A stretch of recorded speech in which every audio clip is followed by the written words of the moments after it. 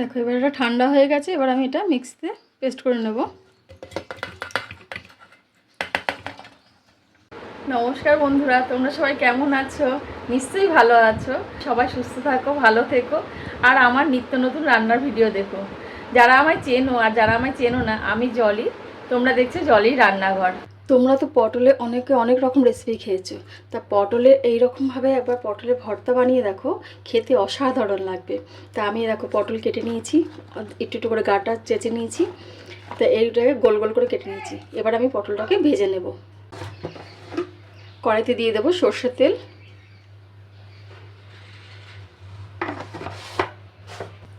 তেল গরম হয়ে গেলে দেবো একটা শুকনো লঙ্কা, দেবো গোটা রসুন,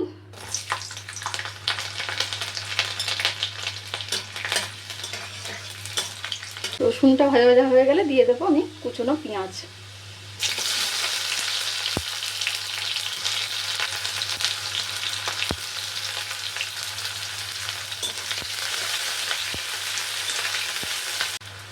দিয়ে দেবো একটু কালো জিরে,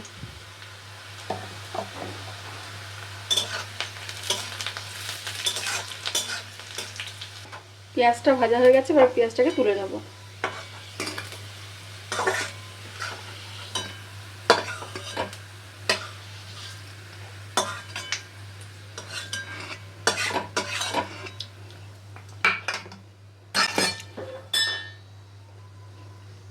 ওই তেলের মধ্যে আমি পটলগুলো দিয়ে দেবো।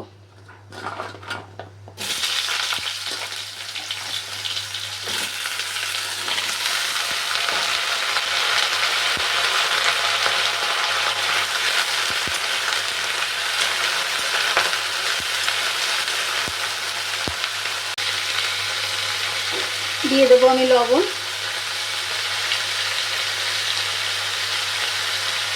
দেবো এবার হলুদ,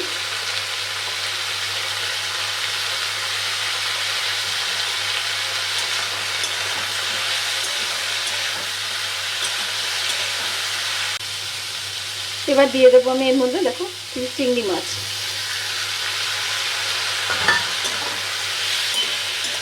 চিংড়ি মাছটাকে দিয়ে একটু নেড়ে নেব।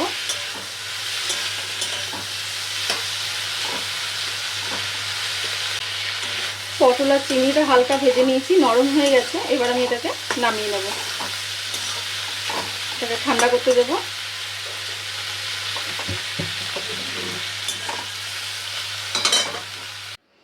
দেখো এবার এটা ঠান্ডা হয়ে গেছে, এবার আমি এটা মিক্সিতে পেস্ট করে নেব।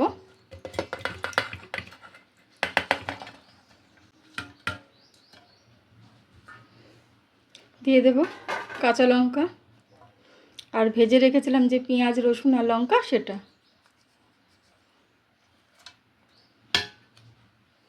দেখো কড়াইতে পটল ভাজা তেল রয়েছে, ওর মধ্যে আমি আরেকটু সর্ষে তেল দিয়ে দেবো।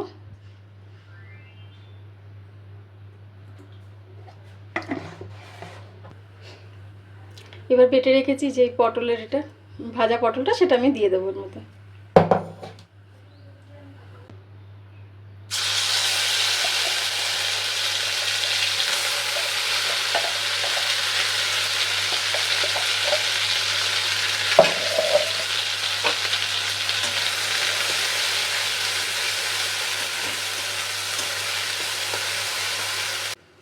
নুনটাকে ব্যালেন্স করার জন্য দিয়ে দেবো সামান্য একটু মিষ্টি। এইভাবে একবার পটলের ভর্তা রেসিপি বানিয়ে দেখো, খেতে অসাধারণ লাগে। এটা দিয়ে এক থালা ভাত খাওয়া হয়ে যাবে। ভর্তাটা আমার রেডি হয়ে গেছে, এবার আমি এটাকে নামিয়ে নেব। তৈরি হয়ে গেল আমার পটলের ভর্তা। তাই ভর্তা রেসিপি তোমাদের কেমন লাগলো? ভালো লাগলে কমেন্ট বক্সে জানিও।